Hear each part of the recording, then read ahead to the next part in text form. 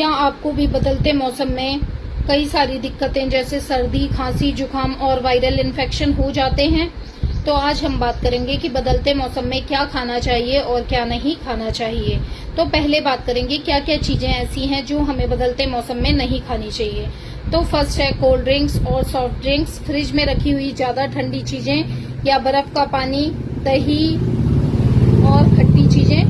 Second number पे है बासी, तला भुना, मसालेदार खाना। और थर्ड नंबर पे शराब का ज्यादा सेवन से शरीर में पानी की कमी हो जाती है, जिससे कि पेट के कई इन्फेक्शन हो जाते हैं। अब बात करेंगे कि बदलते मौसम में क्या क्या खाना चाहिए। बदलते मौसम में आप हल्दी वाला दूध पीजिए, इससे आपकी इम्यूनिटी स्ट्रांग होगी।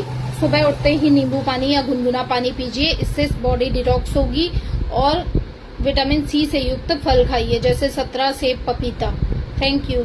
जानकारी पसंद आई हो तो लाइक कीजिए।